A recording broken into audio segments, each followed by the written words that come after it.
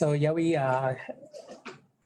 I will proceed, right? Yeah, you proceed. Okay, Proceed. fine. So welcome to everyone, to all our participants, and especially to our speakers, esteemed speakers, who I will introduce shortly. So welcome to this webinar on COVID-19 and vulnerable communities. I will, maybe next slide. Sure. So before we proceed, before we start, I would just like to tell everybody, give everybody a few guidelines. I hope you can see this in front of you. So number one is, in order to reduce, any kind of disruption, and for the sake of internet stability of this webinar, we will place participants on mute upon entry. And we also kindly ask that you close your videos. Again, this is to ensure a smooth webinar, good internet stability, and so on. Throughout the presentations, if you have questions, please send these through the chat box. Okay, we will collate, we will compile from the various sources, our Facebook, our Zoom chat, and I will direct them to the indicated speaker or speakers. Okay, so please send through your questions as the speakers elaborate on their discussion. Please look out for other Asia Center updates from the Secretariat that will also be sent to your chat box, right? To your chat box Asia Center. So have a look at that for any updates that come along from Asia Center as we proceed. Next. Hindi po umabot yan, no? Sayang. Next set of points.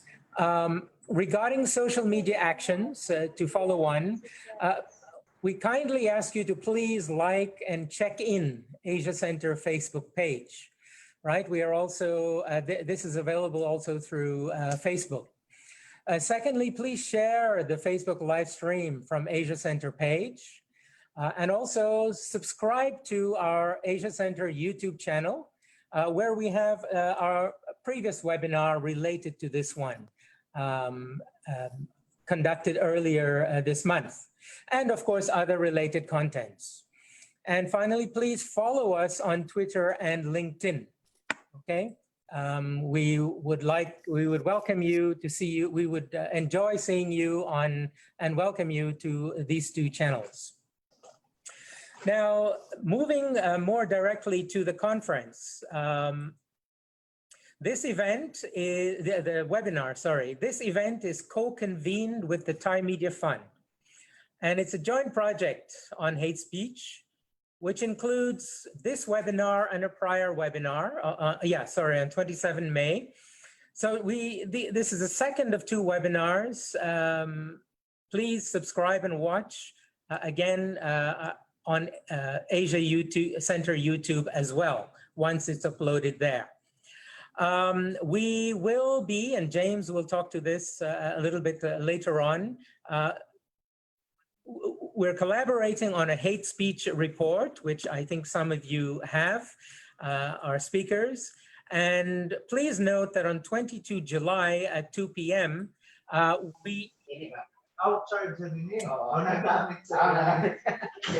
Hello, could you please mute your mic? Thank you. Makawaram charger ni mo, Acer.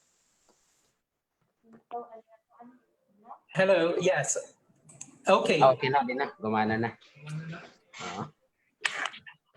Okay, once again, please mute the mics and videos. So this event is again co-convened with the Thai Media Fund. It's a joint project which includes the two webinars, a hate speech report on 22 July, which you should look out for as well. That will be coming your way soon. And of course, the International Conference on Hate Speech in Asia, 7 to 9 October here in Bangkok. right? So the second thing I would like to say in terms of welcome remarks is the international conference is convened with the law faculty of Thammasat University in collaboration with the Friedrich Naumann Foundation and the Taiwan Foundation for Democracy. And I can tell you, we can tell you at this point, we have to date 11 panel partners. So please do sign up if you wish to participate and contribute. We would look forward to that as well. Okay. So in front of you, you have the the program for the COVID-19 and vulnerable communities. As I said, I will turn the floor over to James in a couple minutes. James is, of course, as everyone, our speakers and some participants may know, is our regional director of Asia Center. We have Ms. Kin Mai Ong, who is the head of the coordinator of, I hope I'm pronouncing this right, Do Ye Coalition for Human Rights in Burma. And she's an Asia Center associate based in the USA. She will discuss COVID-19 in Myanmar. We also have Dr. Jude William Janilo, who is the head of the Media Studies and Journalism Department at the University of Liberal Arts in Bangladesh. He will talk about hate speech against the Rohingya community in Bangladesh. We have Mr. Lutfi Hakim, who is an independent communications professional and Asia Center's associate as well, based in Malaysia. He's joining us from Malaysia. And he will talk about misinformation and the language used by officials that make their impact in this area. And finally, but not least of all, is Dr. Chanansara Oranop Ayutthaya. She is a lecturer at the National Institute for Development Administration. And she will look at, she was saying earlier, the pandemic serves as a vehicle for disinformation order, or information disorder, sorry. So without further ado, I would like to turn the floor over to James, please. Right. Thank you, Robin, very much. I'll go quickly to the key findings of our report. We have the content page there. This report will be launched on 22nd July, same time. You can also sign up and join the webinar there. Next slide, please, Yawi. Yeah, so the key takeaway is for hate speech itself, there's no legal definition. Part of the problem in managing hate speech, because part of the challenge with hate speech is also the issue of freedom of expression. So the bar is very, very thin. However, there are international laws that prohibit incitement to discrimination, hostility, and in particular violence. So if you're looking at Asia or Southeast Asia in particular, many countries do not have measures in place to deal with this very abrasive type of hate speech that creates discomfort, so on and so forth.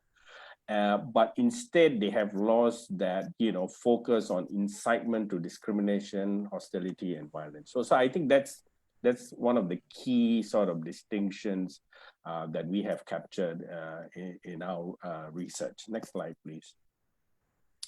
And the hate speech in Southeast Asia is very much rooted around race and religion, and there has some clear historical precedents there. First is the movement of people from different regions, both intra-region and from outside of the region during the colonial period, as they moved labor from China and South Asia. So that's one impact, and the way they managed race relations was to kind of put people in different communities and sectors, and divide and rule kind of approach. But in the post-colonial era, things were different. the new states began to build, a homogenizing strategy, national language, trying to get everybody together for a shared national identity, so on and so forth. But again, the icon of race and religion was raised, and they were trying to amalgamate everybody together. And again, race and religion was a kind of the core anchor, that they had. But this began, the next stage was when these countries went to economic development, right? As there was more need for labor, more labor movement came in, both within the region and from outside of the region. We also saw refugees. We all know about the Vietnam War and the Vietnamese boat people. Now we have from the region, the Rohingyas from Myanmar. And also the large influx of Chinese migrants, a lot of it connected to the One Belt, One Road system. So you have further diversification of the region, and finally which kind of connects us to today's topic is health crisis. You had SARS, you had the bird flu, you have COVID-19, and a lot of the time the attention was on East Asia, China in particular. So these kind of features pricked into people's consciousness, race, the criticism of others, and also around religion. Yeah, next please. So in our analysis, we've kind of captured, our analysis is based on the study of the ICR reports, media reports, and other government pronouncements, and also types of policies that are put out. We found 4 principal forms of hate speech. The first is the one that I flagged, race and religion. And then you have another one directed at foreign national, migrant workers, and refugees. Migrant workers can be both documented and undocumented. And a couple of new things, hate along political ideology and values. So as politics becomes more polarized, you can see there's a lot of hate that's happening based on political ideology and values, and also against sexual minorities. So these are the 4 main things that we have captured. So how are states responding to it? Something new and unique that you need to look out for in this part of the world is really the rise of harmony bills and commissions. If you look onto the other side of the slide, you can see Malaysia has proposed a harmony commission. Myanmar is also, has in the pipeline, the protection against hate speech bill, but very recently, just a couple of months ago, it has also issued a new directive for civil servants to mitigate, hate speech arising from that. Then you have the Philippines that also has, tabled this hate speech act last year, and Singapore had revised its, 20-year-old religious harmony bill last year. So you have a new set of laws coming up, partly still primarily to deal with race and religion interventions, but also to be cognizant of the new media stuff. And then a couple of other things to take part. Those countries that do not have such laws, they use existing laws such as Penal Code, Computer Crime Act, Communications Law, and most recently, COVID-19 laws also give states extreme powers to deal with these issues. Apart from laws, there are also policies in place to deal with and protect rights related to identity and so on. You have government agencies and human rights mechanisms that deal with it. Government agencies tend to focus more on managing race relations and ensuring that, for example, indigenous communities are catered for. This is very much reflected on language policies, allowances made for minority communities, so on and so forth. There are ethnic and racial policies also to cater for the needs of the different groups, whether it's along religious practice as another policies, to support them. And also to manage ethnic and race relations. You also, interestingly enough, you have policies against the LGBTI community, such as, in Malaysia, in Indonesia, other countries such as Vietnam and Singapore. They just sort of are silent. They don't actually take any active position. And then more recently, there's been a lot of integration activities, again, targeted at, foreign nationals and migrant workers, to kind of integrate them, because the volume of such people is so large. If you look at Thailand or Malaysia or Singapore, they need to accommodate.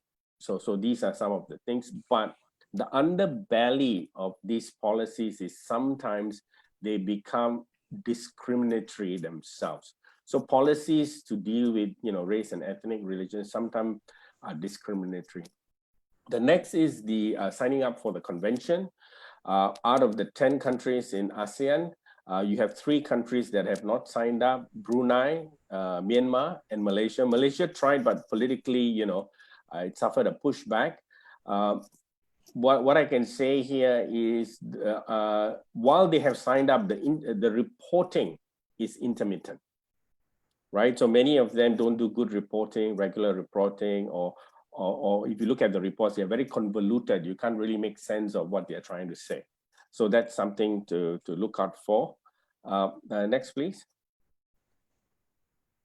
So we, broadly made 2 sets of recommendations. They are kind of just top line summary here. The first one is we are recommending that, apart from the traditional, race and religion category, that the other 3 forms of identities are also recognized and considered, both at the protection level as well as the policy level, because that's really absent, because all the instruments that we just reviewed very much focus on race and religion and doesn't look at the more different types of identity, and because people are more sophisticated now, and so on and so forth. Secondly, again, we look at all the policies that we have outlined, whether it's language or government mechanisms. And what we have said is these policies have to be calibrated, first of all, to cover all the different forms of communities who suffer hate speech. But we also say that these policies have to be re-looked at to ensure that they are not themselves becoming discriminatory and resulting in structural discrimination. We will present the detailed findings and recommendation when we launch the report on 22nd July. So please sign up, please come and attend. Next slide, please. As part of the advertisement that you have received earlier at the start of the seminar, so it's my job to advertise once again. Asia Center's Facebook, please like and check in. Please share our Facebook live stream that's happening now. And we like you to subscribe to our YouTube channel so that we can bring more content for you. So we'll appreciate very much your social media action if you can take them straight away. So thank you very much. Thank you, James. Thank you for that summary of our report. Let's now turn to the video by Kin Mai Ong on COVID-19 pandemic in Myanmar. So we know that it's a very difficult situation in Myanmar at this time, not only with the communal conflicts that are going on, but added to the mix is this terrible COVID pandemic. And of course, it will affect minority groups significantly. So please have a look at this video on the impact for Rohingya and ethnic minorities in Myanmar.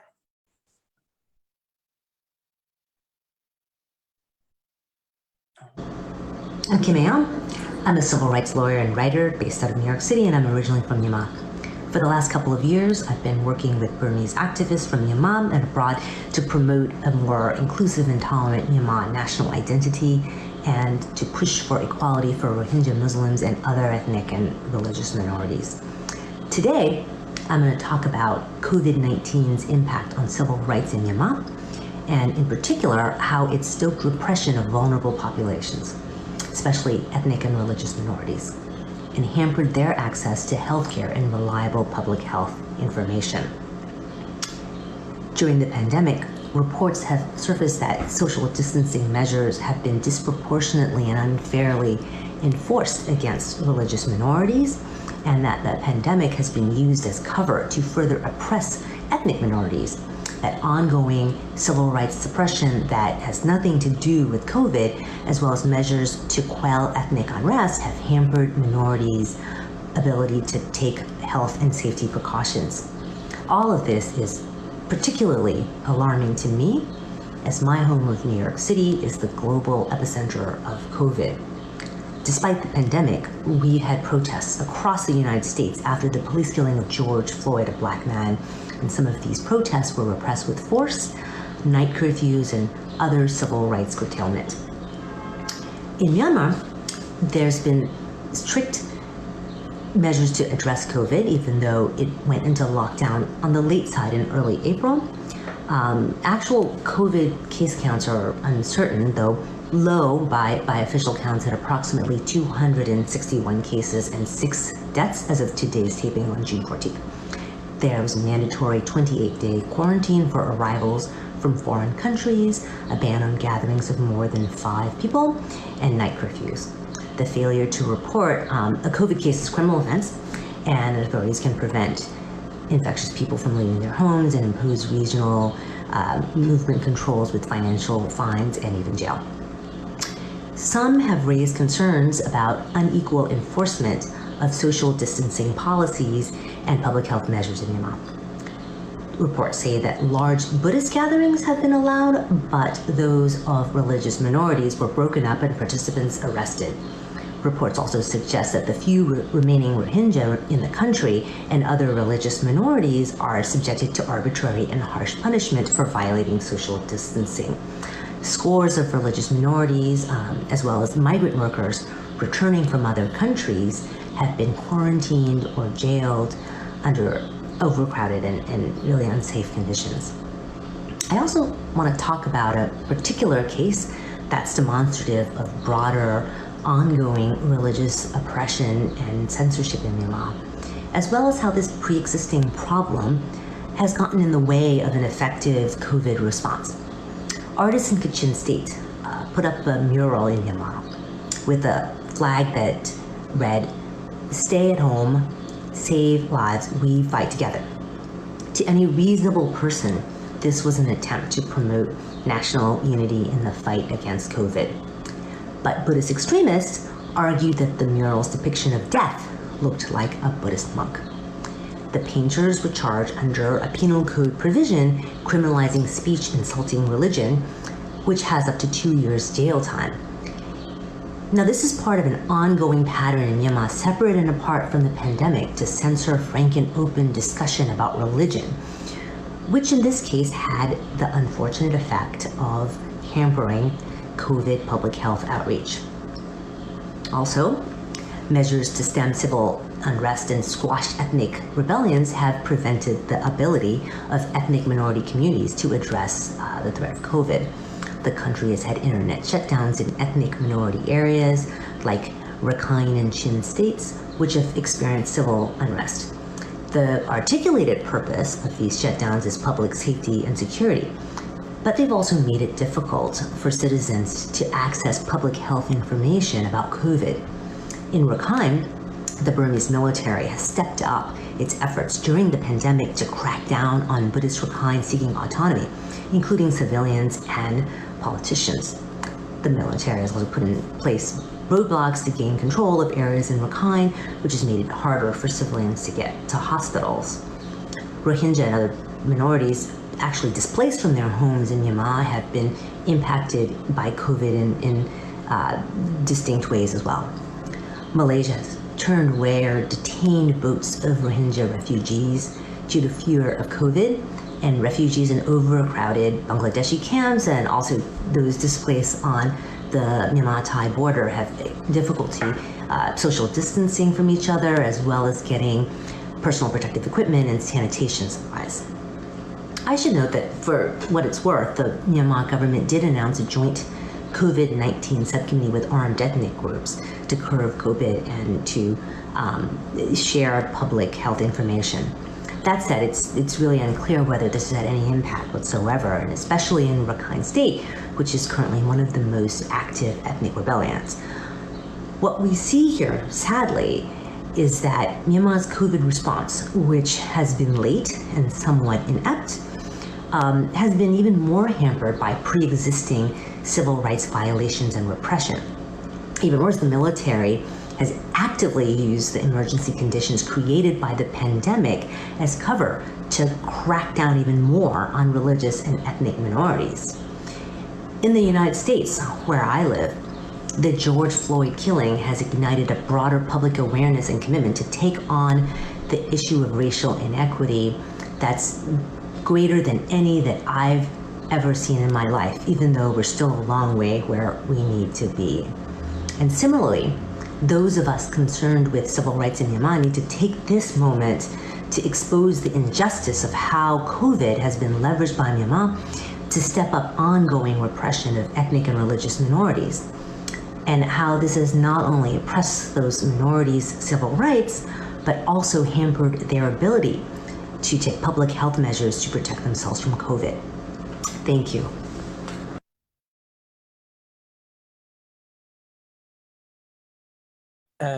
Received that very well. And of course, if you have some questions regarding that particular topic, please send them our way and we will respond as best we can and maybe even send them to the author, the presenter. So we will turn now to Dr. Jude Janilo, who will speak on hate speech against Rohingyas refugees in Bangladesh. So Jude, the floor is over to you.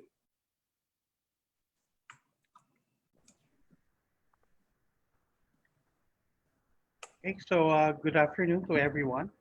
I would like to speak about the Rohingya refugees in Bangladesh. So you may all know there are around 1 million of them in the camps in the south of the country, and they started coming into Bangladesh in 2016. Okay, next slide, please.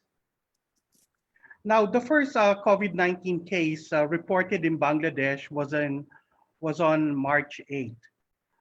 And then on the first week of June, we have recorded more than 50,000 positive cases. And then 3 weeks after that, now we have almost 120,000 cases.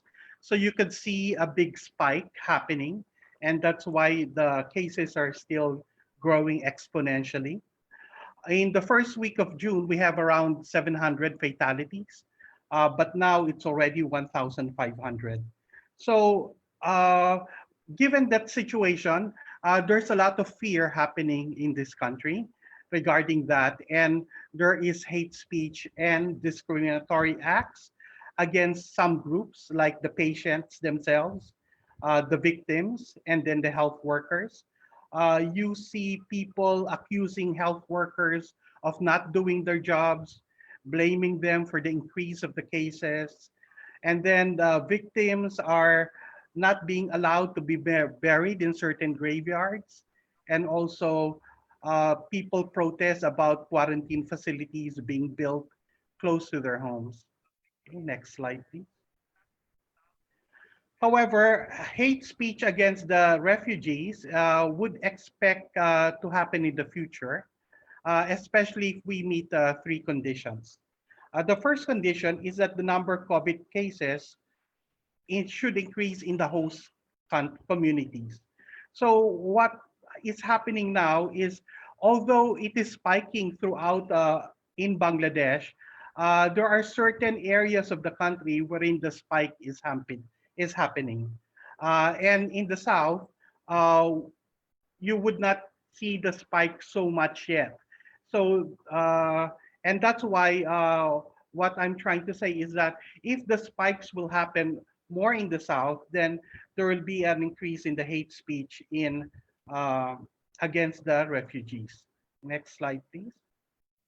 Now, there are almost 1 million refugees in Cox's Bazar. and they are living in only 26 kilometers of land. So it's very difficult to keep hands clean given the lack of sanitation facilities, water, and soap in the camps. It is also impossible to keep socially distant since they are living in overcrowded shelters and there are around 10 or more people in a room in these shelters. And then when we look at the latrines and food distribution system in the camps, they're all communal. So this is the situation wherein that's why many people fear that there will be an explosion of cases in the camps. So in mid-May, the first positive cases were found in the Rohingya camp. On June 2, the first refugee died of the disease. There are at least 15,000 refugees now quarantined. And if the trend continues, this condition will be met soon that, if there will be more cases in the Rohingya camp, we could expect hate speech directed against them. Next slide, please. Now, if you look at the COVID treatment facilities in Bangladesh, you would find it extremely wanting because ICU beds are mostly in Dhaka and Mymensingh. Most of the isolation beds are in Dhaka, Mymensingh, and Rajshahi.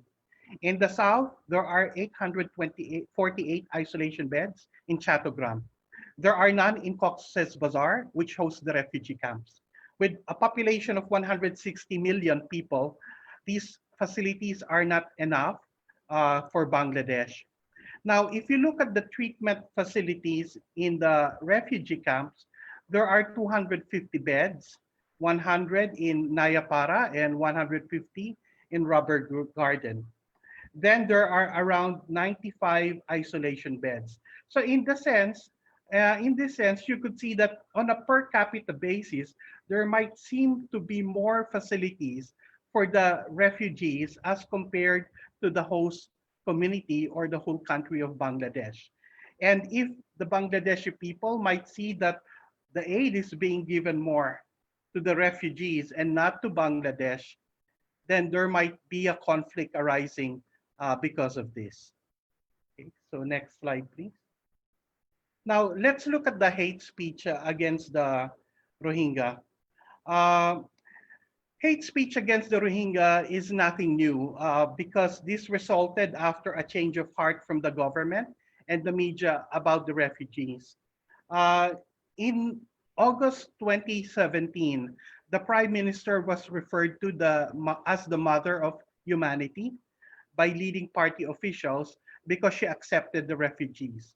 But 2 years later, in September 2019, the Prime Minister started describing the refugees as a burden to the country. And the same sentiments were echoed in the media. And as a result, there is a rise of hate speech against the refugees. There was a study done, and he looked at, the researcher looked at two Facebook pages of two media organizations. And there was a lot of hate speech, and the themes of the hate speech are as follows. Well, the refugees are a burden to a country because there is no certainty that they will be repatriated back to Myanmar. Second, the refugees have conflicts with the locals. They are engaged in drug dealing and crime. They are suspected of destroying the environment in Cox's Bazar. They are reluctant to move into more permanent facilities. But when they talk about permanent facilities, these are far-flung islands with no facility whatsoever. That's why you have that situation. Next slide, please. When hate speech will recur in Bangladesh against the Rohingya, we should not expect more action from the government to protect them. First, as I said, the government already considers them as a burden to the country, so they may not want to devote more resources to protecting them. Also, the government has shut down internet in the camps. The reason the government gave was to stop drug trafficking, to stop trafficking of women and children, to stop them having access to pornographic films. So they down, so there is a shutdown in internet facility, and the international aid agencies are very worried about this because we need the internet to be able to do the awareness building, the contact tracing, and also communication with medical teams in the camps. Also, the government is more interested in the people who criticize their handling of the pandemic. So they're using a Digital Security Act so that they monitor fake news and rumors on social media and television regarding the pandemic. So I don't really think that they would look at the hate speech against the Rohingya. So just next slide, just to conclude, the hate speech against this vulnerable group is bound to come once the conditions are met, that there should be an increase in the cases in the host community, there should be an increase in the deaths in the refugee camps, outpouring of international aid in the camps, and once this hate speech occurs, we should not expect the government to do a crackdown on the perpetrators. Okay, thank you very much. Thank you, Jude, for that insightful presentation on what's happening in Bangladesh in relation to the Rohingya community. One interesting point that I take from your presentation is, of course, there are civil political rights issues involved, civil political rights are affected in dealing with the COVID-19 situation. And there's also knock-on effects of this in terms of economic, social, cultural rights, health, food, and so on. So let's turn to our third speaker, Mr. Lutfi Hakim, who will talk about deliberate misinformation and how language used by officials make their impact in Malaysia. So Lutfi, the floor is over to you.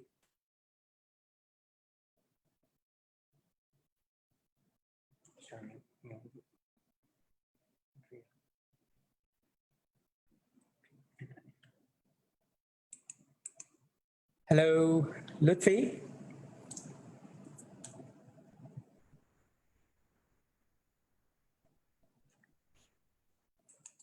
Okay, Lutfi, you unmute, I guess.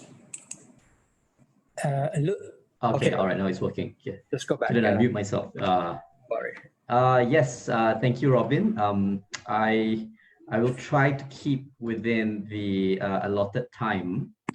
And yes, I believe the title page of my presentation deck is on the screen.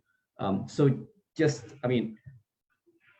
why this title and what exactly are we going to talk about?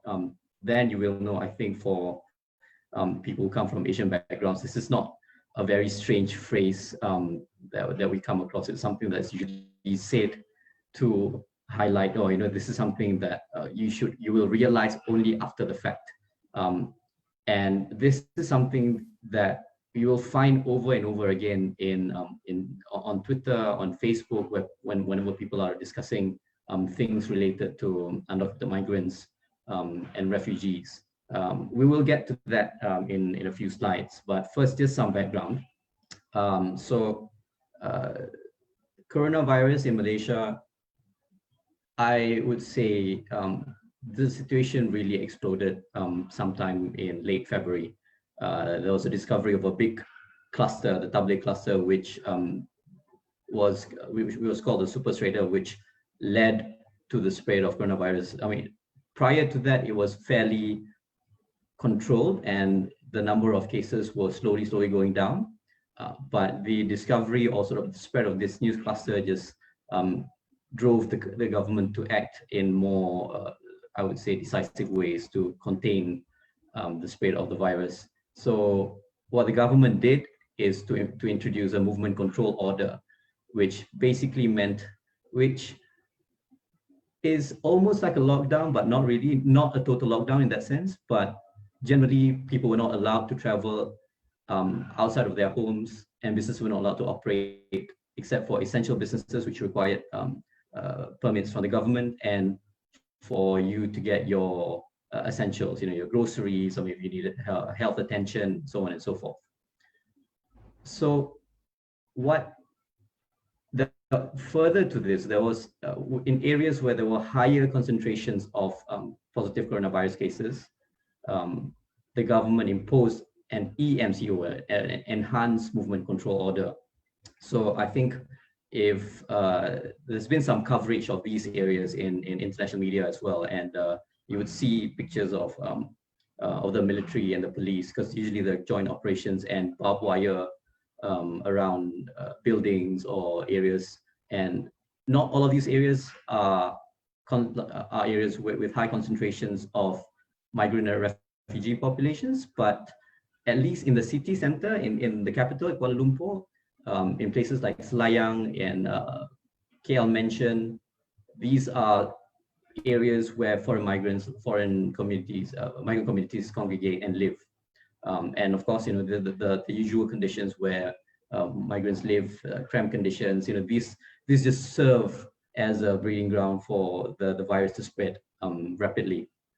So the problem, if I could call it that, is when the health ministry has initially gave the assurance that migrants who show up for voluntary testing to check whether they're positive for the virus, whether they're asymptomatic, will not be subjected to action, will not be arrested if they do not possess valid documentation for being in the country. There was this understanding that this was the case, but then the government had decided that otherwise, and they started having operations against raids in these areas to arrest people who did not have valid documentations, and those arrested were then sent to deportation centers. The deportation centers, as you can imagine, are places generally designed to be short-term places of detention before they are deported. And when you have large numbers of people who have been arrested and sent to this deportation center during the time of a pandemic, one that rapidly spreads in areas where physical distancing is difficult or impossible, and as a result, we have seen numbers of positive cases in detention centers spike up from fairly low numbers of 44 to I think over 200 cases, and so on and so forth. To their credit, the health ministry have voiced out their concerns about these areas, about the fact that people are being put in really close quarters, and they have allowed migrants who have been arrested, undocumented migrants to be arrested, who are positive coronavirus patients, to be housed in a field hospital, I would say, in Serdang, where the facilities are better, where physical distancing is more is possible, and where they can get adequate medical attention. Next slide, please.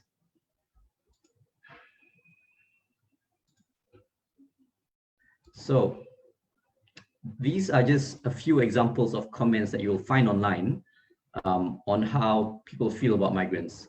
So on the left-hand side, or my left, are comments in Malay, and on the right-hand side are comments in English. Why these comments? These comments come from mainstream news portals, from their Facebook news portals, and these are not fringe outlets. These are not right-wing outlets, not your Breitbarts, not your Patriots, but these are your mainstream, respected news organizations, and it's not unusual to see these sorts of comments pop up whenever you have news related to undocumented migrants, whenever there's an incident when an incident involving boats carrying Rohingyas over from Cox's Bazar, and they've been intercepted by the Navy. So I'm not sure whether it's clear enough, but generally the sentiments are very negative. It's one, there's a great reluctance to to consider issues of human rights. And I mean, if you go further down the rabbit hole, you'll find even more violent comments where, you know, it's ideas like, oh, you know, we should just let them drown at sea, we should just send them back. And these are not unusual, which is, I feel, a very worrying trend, especially as we shall see. It is something that has some kind of, that has echoes in officialdom. Next slide, please.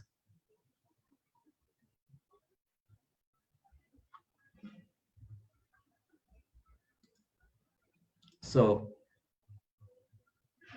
in Malaysia, the official term that is frequently used for undocumented migrants is pendatang asing tanpa izin, PATI, or the acronym. So basically, I mean, it's a fairly straightforward term that just says that someone is there without permission. I mean, it is quite clear in what it says. You know, the person is not there.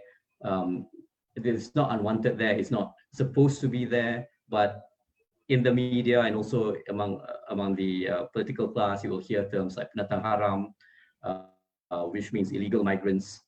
And the way the discourse is usually conducted, it is always in terms of flushing them out, of waging operations or war against illegal migrants. And these are not, again, you know, not things found on the fringe. These are your mainstream broadsheet newspapers. These are your official social media accounts of institutions, of enforcement officials. So it is not difficult to see how social media chatter amongst normal Malaysians can then go on to further lengths, to more violent ends, if official speak is already quite strong when it's related to foreign migrants. And of course, you know, there's also other things like, and this is something that's become more apparent recently. There's been a tightening of how migrant workers, whether they're documented or undocumented, can be hired. For the time being, non-Malaysians are still, I mean, the federal policy is not to allow them into mosques, but it differs from state to state. But generally speaking, there is this current discomfort against, you know, the hiring of migrants, you know, and in some cases, it's even barring entries for migrants into areas like markets for all sorts of reasons, you know. And for people who are trying to kind of make a case, a human rights case, a migrants' rights case for people who are being, I would say, discriminated against in this manner, you will see that they are frequently targeted for online abuse. There are numerous incidences of doxing that has happened, and people will try to find out as much about you. They will pull out your name, they will pull out your address, and share them around in groups that mobilize people to post against you. And of course, there's also official pressure. You know, journalists have been pressured, have been called to give their statements when they cover incidences, like when they cover the raids.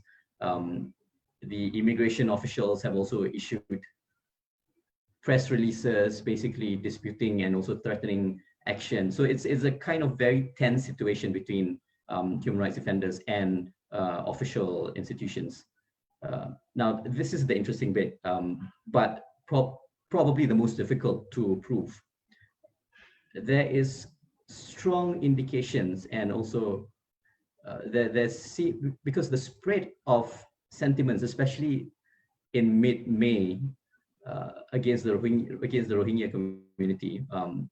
So there was a boat that was turned back, and due to that, and it was already a boat that had a number of people who had died en route to Malaysia, and right after that, you saw a huge surge in the number of hate, online comments, online hate, videos produced to instigate hatred against undocumented migrants, against Rohingyas and refugees. Usually it's the Rohingyas, not so much the other refugees for now. And this kind of coordinated action where it is so widespread in such a short period of time it is difficult to conceive it as being organic. And it is all for people who work in the communication sphere in Malaysia. We are aware of mobilizing Telegram groups, WhatsApp groups, through chat apps, Facebook groups that are locked, which have done these kinds of campaigns before, attack campaigns, where they tell people to, where they give the talking points, where they tell people to say certain things, where they tell people who to target. But of course, these are locked accounts or closed accounts. So it's difficult to kind of like bring them up to light. And the bigger question is, who's behind this? Who is sort of like setting the agenda? Where is the funding coming from? Because it's not just tweets or just posts. It's also videos. It's also graphics. It's quite a sophisticated operation. So next slide, please. So I hope you can see on stage. So this is we leave the kind of like dark social media for a bit, and these are actual official social media graphics that basically are trying to say that we have to fight against undocumented migrants, done by the integrated joint operations against undocumented migrants. So as you can see, there's a very definite, there's a certain look to it. There's guns, there's jet planes, there's warships, which I find quite strange, because most times the boats that bring refugees in, undocumented migrants in, are hardly military boats. But there seems to be this push to portray this in terms of this is a fight to protect our nation's sovereignty, and the trappings that come with it, the guns, the military fatigues, and for some reason the jet planes. Next, please. And so this is what you see on the ground. So whilst there's a school of thought that says that hate is currently still limited, primarily limited to online hate, but we also see examples of this in real life, and sort of like done by official like organizations. If you can see the one in the middle, that's one incident that has traveled quite a bit in Arab media as well, where like the Rohingya community is being explicitly told that they are not wanted in the mosque to come and worship there. The Johor Sultan actually actually issued a statement to investigate this incident, and I think he made it a point to say that this is not to be the case. But if you look at the picture to the my far right, that is a picture of a wet market, and with a banner that basically states that only locals are allowed to work in this market. And the last picture is a very interesting picture. It comes from an account that claims to be an official account for the military intelligence division, intelligence corps. And if you can read the translation of what the message says, is a very strange. It's a very strong message to send to the public from an official page, but it's not out of place, because like other reported statements from high-ranking officers of the Navy or the Army, it dovetails with what you can see here. And these kinds of comments then, after get circulated on Twitter, on WhatsApp, on Facebook, very widely. Next, please. So, what to kind of like try to understand what's going on here, I think we have to kind of like look at it from a holistic angle. So it is Malaysians are not xenophobic for xenophobic's sake. There are certain insecurities and suspicions that they hold, stemming from deep systemic problems that that have not been properly addressed. One thing about the Malaysian economy is that it is heavily reliant on migrant labor, cheap migrant labor. We have not been able to move up the value chain and create and increase our wages, especially at the low end, and create high value jobs. And at the low end of the scale, it's mostly migrants. You know, migrants are working in factories. Migrants are working in your farms and your plantations.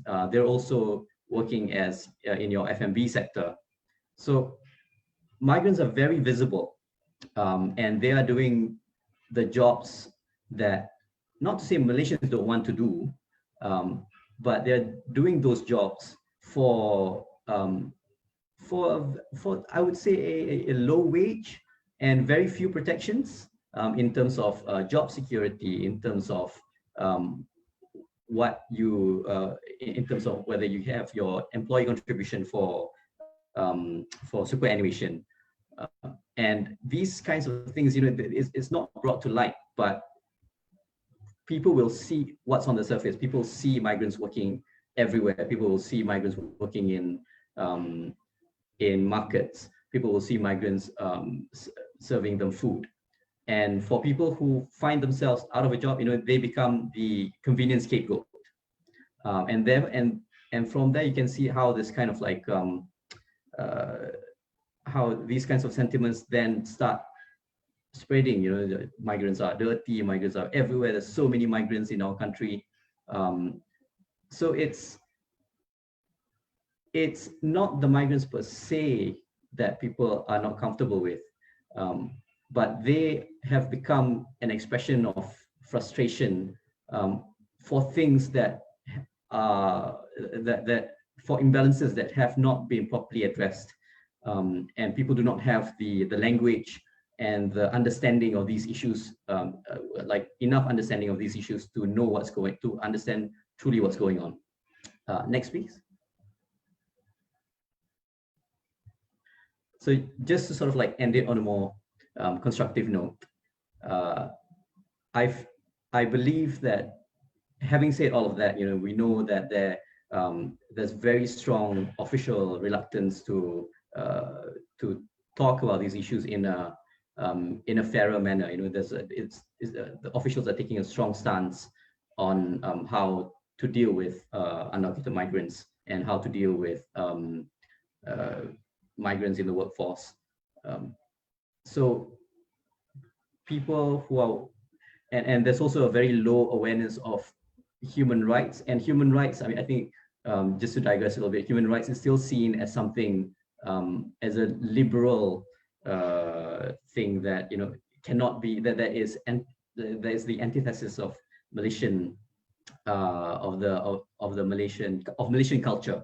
So there needs to be more human rights education. There needs to be human rights education that's more accessible, where people, like, the ideas and the concepts are socialized from the ground up, you know, where it is not unusual where it becomes common for people to think in terms of human rights framing rather than thinking of it as something that's alien to Malaysian culture.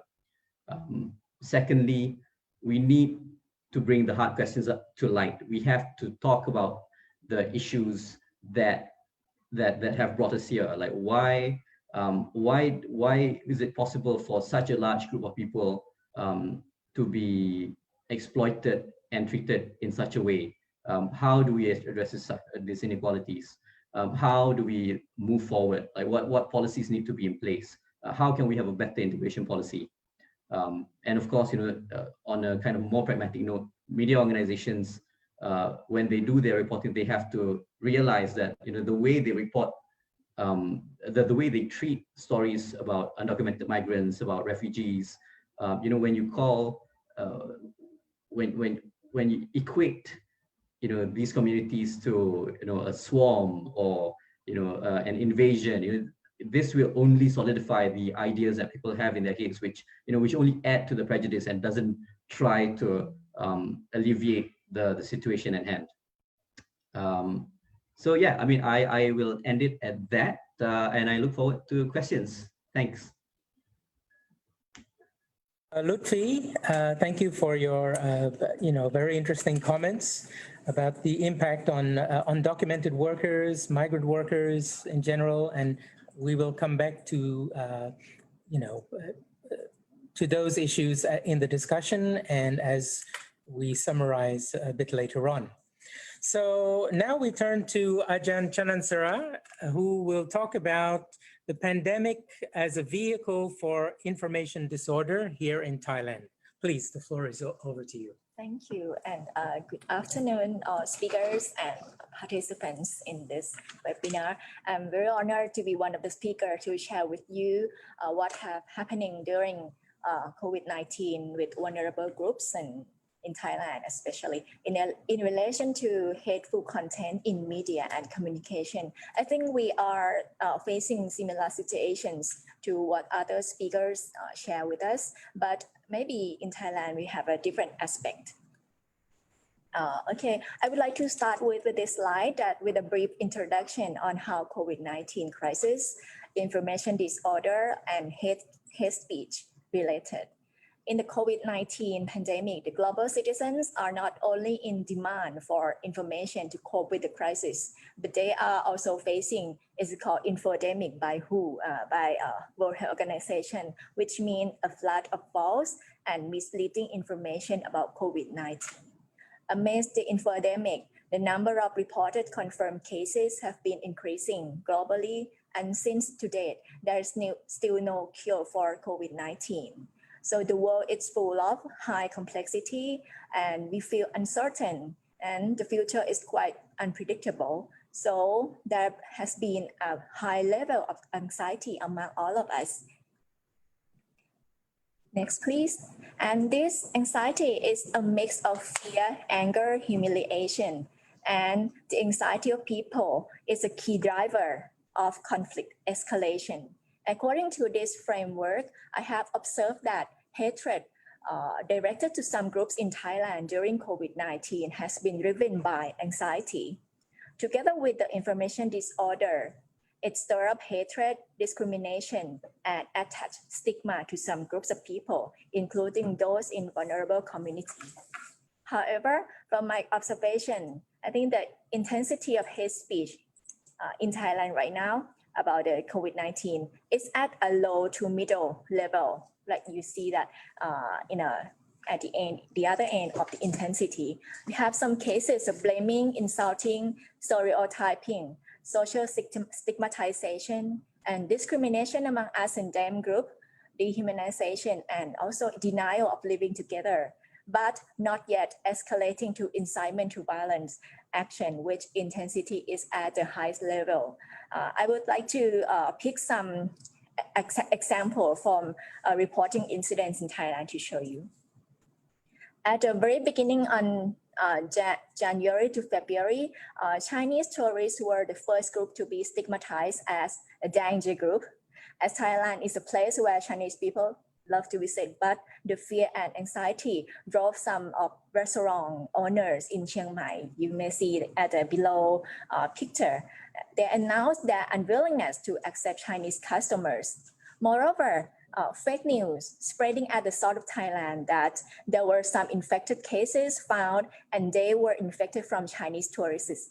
The picture above at the upper picture shows that there's misinformation around that. Next, the next target group of hate communication during COVID-19 are infected patients. suspected cases and their relative as well during some March. I choose this incident for an example. It was reported by mainstream media and circulated among social media. A large group of people were seen gathered in front of a local clinic, demanding that the patient, COVID-19 patient, be moved elsewhere for fear that the virus will infect the community. Apparently, a community member spotted an ambulance with health personnel with PPE suits delivering the patient earlier in the evening. So they figured out that the patient was infected by COVID-19. So several men were recorded referring to the patient as it. Like, we have to test it out. If we don't test it out, other patients who are ill and staying at home will be infected. We must deal with at the root. And how do we know if the clinic has proper preventive measures? That kind of speeches during the gathering. Later, the patient was taken away in an ambulance.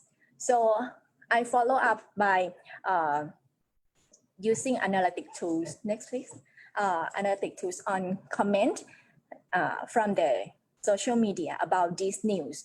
I choose one post from one of the news agency in Thailand. It found out that most of the comments are negative, but not negative to the patient, but they are directly blame that the community are not good enough for the patient. We should be more sympathized for the patient instead. So that's the, next please. Yes, so the sentiment of the comments are quite contrary to the physical events. Next, please. Yeah, another event that I would like to explain is about the Thai returnees who refused state quarantine during its happened in April. A total of 158 Thai returning from Japan, Qatar, and Singapore landed at the airport on Friday night, but only 6 of them agreed to be sent in a place preparing by authorities, which is in a hotel in Bangkok. The remaining 152 refused and saying they has not been informed about it in advance, so they went home. After a meeting, so the Center of COVID-19 say that they must contract to Emergency Operations Center at Suvarnabhumi and the authorities in their provinces. Also, the government stressed that they had their personal information and could track them down and warn about legal action. However, after the reporting, without knowing who did it, the personal information of this group of people was circulated in social media. As you may see in the above picture, they have names, I'm not sure, the address and the ID number. That's kind of personal information be circulated in social media. And followed by bursts of anger in social media, blaming this group of people together with heavy pressure and harsh social sanction on them as well.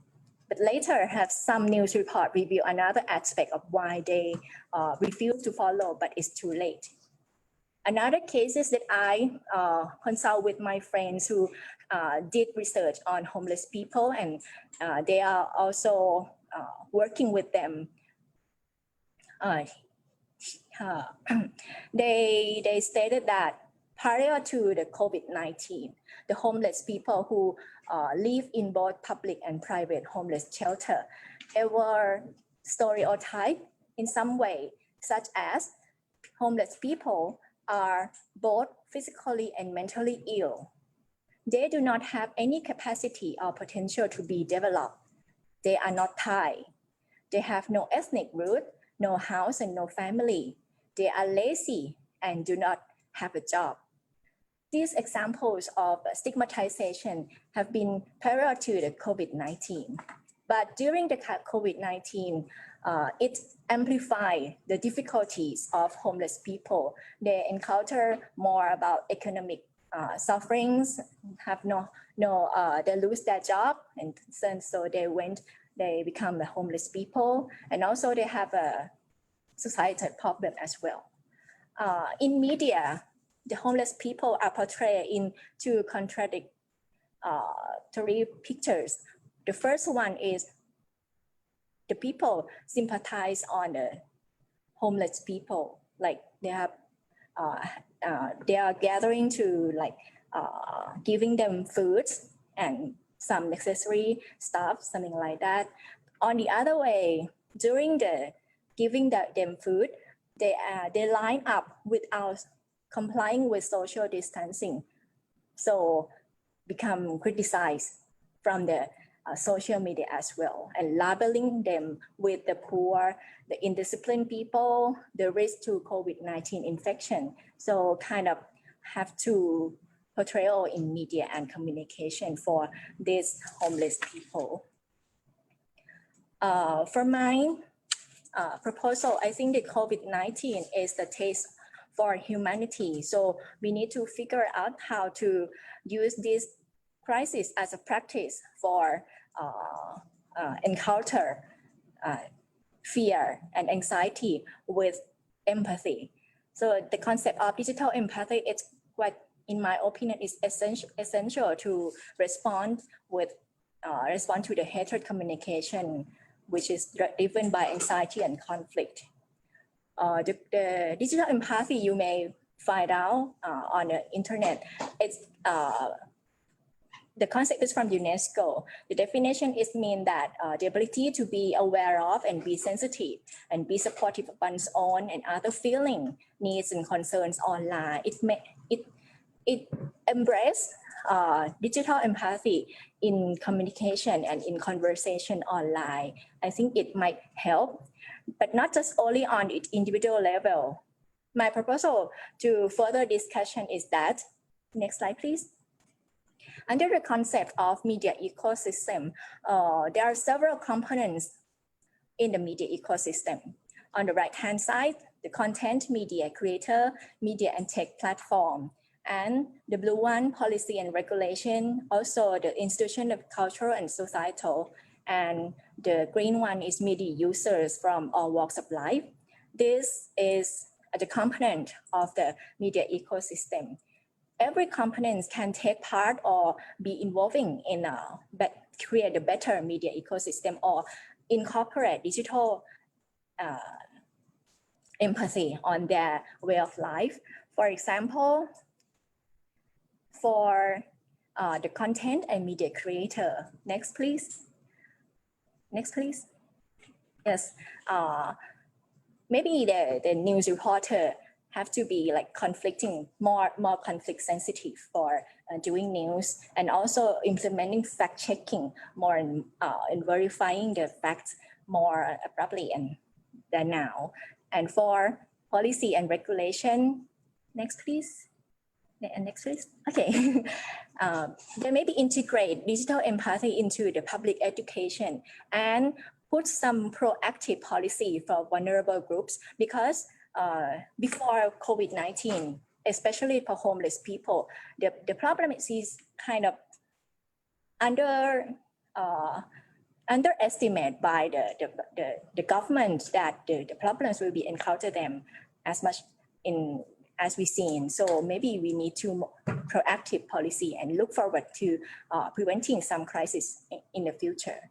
And for the people that use online and offline media, we need to cultivate a culture of intolerance to counter online hatred with verified fact and empathy, and driving yourself as active citizens to counter any hate speech online with the fact and also the empathy. Yeah, that's all for my presentation. Thank you very much, Dr. Chanansara. So we've had 4 very interesting presentations. The floor is open for any questions that you may have. So please send us your questions and we will try to respond them. So maybe to start things off, I would like to ask Dr. Jude, in Bangladesh, in relation to the Rohingya refugees, could you just give us some concrete or very clear, precise examples of the kind of speech that you encounter in relation to the refugees?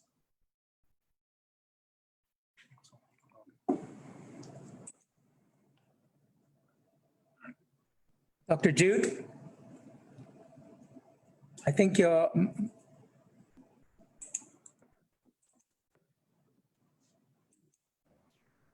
Okay. Okay. So I got unmuted. We talk about time periods.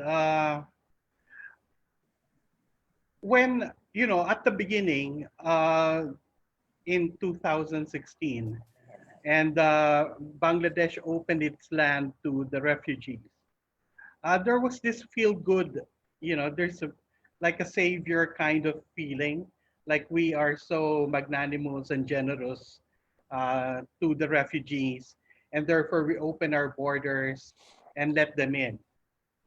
So at that time, the country was feeling good about itself and the deed that it has done. And therefore, at this time, you would not find any hate speech or discrimination. But then, fast forward to 2 years later, wherein the country was already feeling the burden of having to host the refugees, and therefore there were a lot of discriminatory acts and hate speech that have been circulating in the media, even mainstream media. One of these is actually, one is about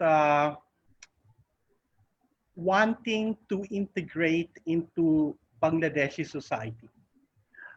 They were claiming that the refugees started bribing officers to buy passports, Bangladeshi passports, so that they can obtain Bangladeshi citizenship. They have been claiming that refugees are giving birth at high rates so that these babies can find a way to become citizens of the country. So that was one of the fears that was there, that they want to integrate. Why this is a fear? Because one thing, if you look at the physical appearance of the refugees, it's not so far from the appearance of a Bangladeshi. And then the language of the refugee has some similarity to the language in the south of the country. And therefore, there was this fear that once the refugees go into the country, they can merge and blend, and then we do not know who's the refugee anymore and who is not. And that's why there was this fear, and there was a lot of discriminatory act against them. So that was just one, the merging. Second is the criminal acts. They have been described often in social media as being criminals. Okay, they're engaged in drugs, they're engaged in human trafficking and other activities, because they say that these people cannot really earn a good income, a good job, therefore they resort to these kinds of activities. So you would see a lot of that. Now in the COVID era, well, not much is being said against the Rohingya, because the problem really is with the main bulk of the population. We are experiencing the spiking here, and it has nothing to do with them. And that's why the hate speech is not focused there. It's focus on the health workers. It's focused on those who got the COVID, and then it's focused also those who died of COVID. So the hate speech is covered there at the moment. Just a quick follow-up. Any incidents of violence against that community, or You're on mute.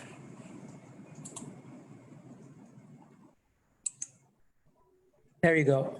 Okay. So, well, I don't really, the mere fact that internet was shut down in the community, I think is already a very big act of violence against them, because you're already ensuring, that this vulnerable group would even be more vulnerable. Because how can you contain the virus without the internet? Like, us, we're lucky we can have online teaching. People can work from home. But there, how would you create awareness about this virus if there is no internet? And that you cannot do your traditional means like have a group communication or go from door to door. How can you do this, anymore in this? So, so that, it's like, do you have to have an act of violence, physical violence, to create violence on this group? So I think just that example alone of shutting the internet, I think is already an act of discrimination against them. Okay, thank you, Jude.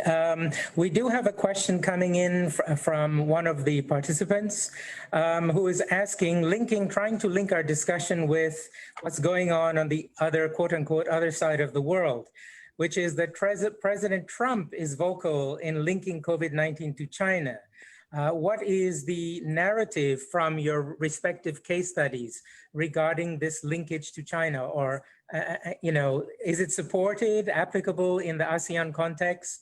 I'll direct it to all the speakers. Maybe I'll start with Lutfi. Right, thanks. This is actually quite a tricky question because as with many things in Malaysia, things get politicized very quickly. So with regards to the China angle to coronavirus, it is still being used by certain parties to lay the blame for the spread on the previous government. Because to give some context, the Malaysian government, the previous Malaysian government, or sort of like the previous administration, the Pakatan Harapan administration, collapsed late February, on the 20th to 28th of February. And this was around the time where the number of cases started spreading very rapidly. So prior to that, there were identified cases, positive cases of COVID-19, imported cases that came from tourists from China.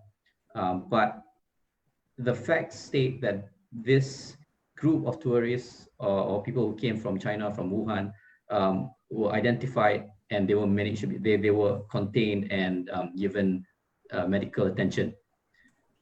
Now, the spread in Malaysia was, I mean, there's no way of knowing what exactly is the source, but what we have seen from the news trail, from the reporting trail, is that it came.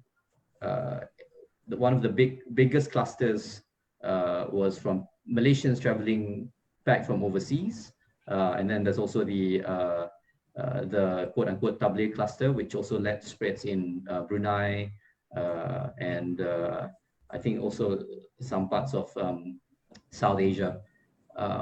And that was also used to kind of, I mean, so there was a bit of a blame game. So one side was trying to say that, oh, this is the quote unquote the China virus, and on the other end it's like, oh, this is the tabligh virus. So it became some kind of a political one-upmanship, and also like it was used to blame the present administration, or it was used to blame the previous administration for not doing enough. So yeah, it's not as clear cut as the debate is in the US, I would say. Sure. Thank you, Lutfi. We are coming quickly to the close, but if anyone has any additional, very quick comment on that particular issue, Floor is yeah. open. Well, in Bangladesh, the China virus claim does not resonate here. Okay, it does not resonate here. But in the Philippines, it does. Because there are some problems with the South China Sea claiming of islands, and that's why there's this animosity with China. And also there are a lot of Chinese investments, like the online gaming, which is now operational in the country, but also because they have discovered a lot of underground Chinese hospitals in the Philippines, like Chinese doctors treating Chinese COVID patients without the authorization of the government. So they rent certain hotels or houses, and then they build hospitals there without the knowledge of the government. And this is the one that's making the local population suspicious. Why are the Chinese doing this? And that's why, but that is about the Chinese itself, but not really about the origin of the virus being in China. I think that kind of narrative does not resonate also in the Philippines. So maybe it's just in the US. And thank you, Jude. We have maybe 3-4 minutes left, but here in Thailand, Yes. in relation to that question. Yeah, as I said earlier in the presentation, that blaming the spreader from China or Chinese people are quite at the very beginning in Thailand, but right now they are not happen. They feel more like understanding and more information about how they spread. And for this case in USA, I think it's kind of the political action, something to like use this kind of hate speech to kind of political action on the two big countries. So we need to retaliate on that.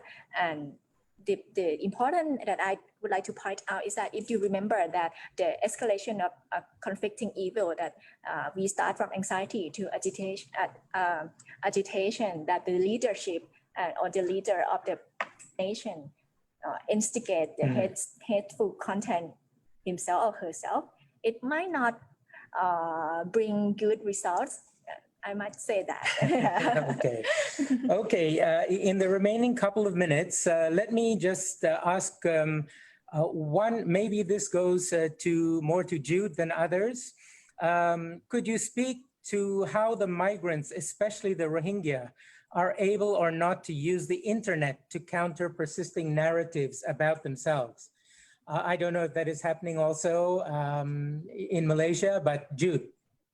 Well, because there's an internet shutdown in the Rohingya, it's like, how can they counter? It's like it's only the international agencies who would be able to do this, or maybe civil society groups. But at the moment, that's not their focus now, because there is the virus is really raging throughout the country. So the mind is somewhere else. Yes. Okay. Thank you. Yeah. Noted the internet shutdown. So I will take maybe just one more minute to ask Ajahn Chanansara about the situation in southern Thailand. Yeah. Maybe you could address what's happening there in terms of, of intercommunal hatred or any other forms. Okay. I just have 2 minutes. It's not 1 minute. Okay, 1 minute to speak about prolonged conflict in Thailand. Yes. So it might not possible, but I would like to pick some evidence from my recent research last year that right now the conflict in the southern Thailand have two perspectives. The first one is about the relationship between Buddhism and Muslim people. In this way, they have been spread into other regions of Thailand, not just only in the southern parts from the online communication. So this hate spread throughout Thailand among the Buddhism and Muslim people. And for another perspective, it's about the political ideologies that I cannot complete it within one Sure, answer. sure. There are two perspectives Yeah. hidden in these problems of hate speech. Very good. Thank you, Ajahn. So we are out of time, for this webinar. We welcome your comments, your questions. Keep sending them in. Concrete examples, especially from our speakers. If you can help us to identify other forms of hate speech and so on. So let's, as we wrap up, I would like to, we have a couple more minutes. I would like to make a quick summary or highlight some key points that we have touched upon in this webinar.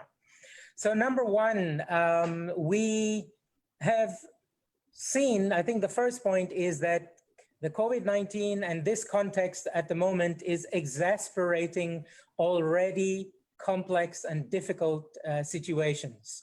And it is exasperating the existing problems. And that is across the board. The second thing is we have noted the impact on migrant workers and refugees, in particular the Rohingya people. The Rohingya, of course, feature across several of these case studies. So, yes, and one of the things, especially in relation to the Rohingya people, but other places as well, is the official, I will use the term state-led or dehumanization that is coming from state discourse and state policies and practices. So that's the third thing I wanted to note, which is the dehumanization by the state of bureaucracies. And Lutfi pointed out the situation in Malaysia in terms of the language that is being used. And again, this is something that you will see, this dehumanization, which very easily leads to down the road of hate speech and violence. Is occurring across the different countries that we have covered. Two more things. One is, Lutfi, you mentioned the issue of the other, fear, the sources. What are the sources? And so I will link this up to our first webinar where this issue of the fear of the other was mentioned. And this point was made in the context of post-independence, post-colonial nation building, and so on. And in this case, we see fear against the migrant workers, the refugees, and you have mentioned the securitization of this fear, the militarization, right? Migrants as threats. National threats. So that was the fourth point. And the last point is stigmatization of a variety of groups. So among the vulnerable communities, we have mentioned the refugees, the Rohingya, the migrant workers, the undocumented workers. We have also heard about homeless people. And I think, Ajahn, you mentioned also in relation to the homeless, the issue of people blaming non-Thai, yes. And I wonder to what extent that is also coming from officialdom, right? And then the Chinese community, which we have touched upon. So those, I think, are some salient points that are coming through. The role in particular of officialdom, state bureaucracies, policies, and so on in generating this, this problem of hate speech. So unless James, you might have anything to add? No, nothing at this stage. Yeah, thank you very much. Okay, just a reminder that we have the report launch on the 22nd July at 2 p.m. So please sign up and join. And also we are trying to get 15 more likes on our YouTube channel. So if there are 15 souls out there who can do us the honor, we appreciate it. The reason why we are sort of, beating on this is we need 100 likes, subscribe in order to have Asia Center URL. So your help is much appreciated. Thank you very much. Thank you, James. Photos? Photos? Yes. Before we all go, let's please stay on camera, if you will, and for a group photo, a screenshot. Okay, I'll just count. Okay, okay. 3, 2, 1, smiles. Smiles. Okay. I'm smiling, but Okay, so thank you all for joining today. We look forward to continued engagement with you through future events, conferences, and so on. So thank you all, and the speakers, again, we will reconvene as discussed. Thank you. Bye. Thank you. Bye-bye. And Okay.